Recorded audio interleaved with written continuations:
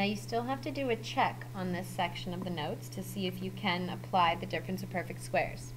The first thing to check is that the first is a perfect square. So like they wrote a squared. The second thing you need to check is that you have a minus sign. The third thing you need to check is that the last one is also a perfect square. If that is true, you simply write both of them with a plus and a minus.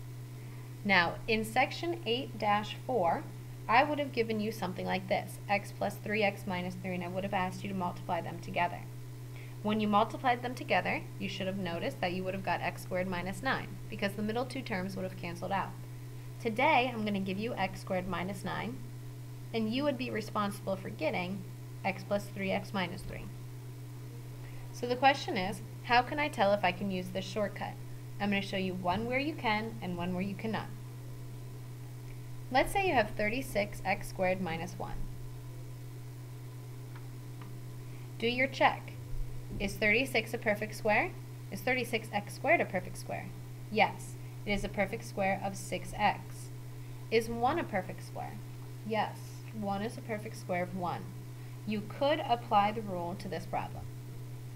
Let's try another.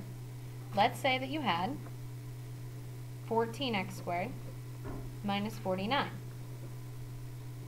Well, what I'm hoping you'll remember is that you should always try to pull something out. In this case, we can pull out a 7. Let's rewrite this as 2x squared minus 7. Now do the check. Is this a perfect square? No. That's as far as you need to go. You cannot apply this one. Let's go to problem 3. What is the factored form of z squared minus 9? Z is the perfect square of z squared is a perfect square of z. 9 is a perfect square of 3. And we have a minus sign. That means this one's going to be a double parenthesis. That's going to be z plus 3, and that's going to be z minus 3. If you're not sure if you did it right, simply multiply them back together and do the check. You will get z squared minus 9 when you're done. Try it one more time and got it. We got another easier type of problem. What is the factored form of v squared minus 100? V squared is a perfect square of v. 100 is a perfect square of 10. We have a minus sign. So we're going to do v plus 10, and we'll do v minus 10.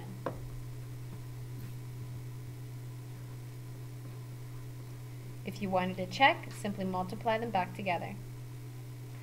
In problem 4, you'll notice we have one's a coefficient and one's a constant.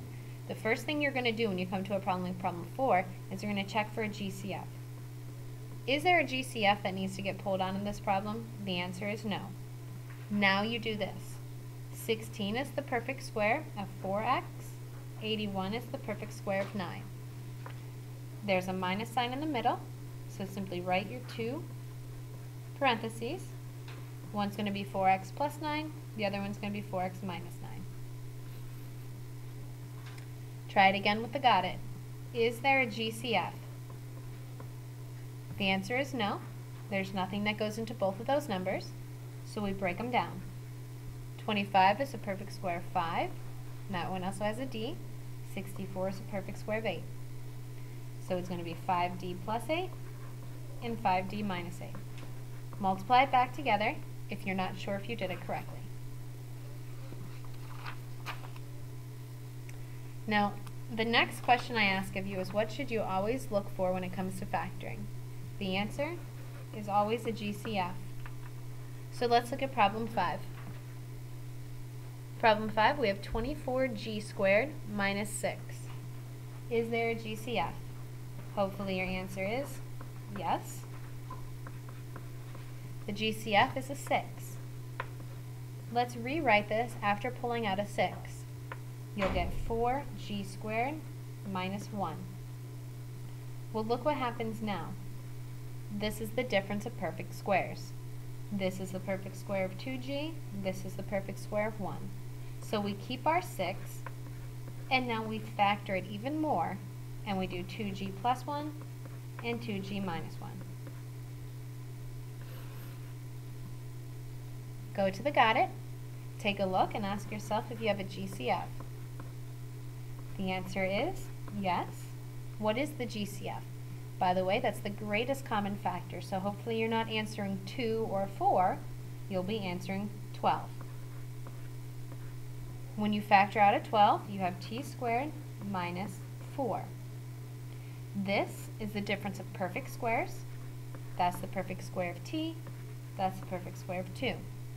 So you write 12, t plus 2, and t minus 2. And that is how you factor special cases.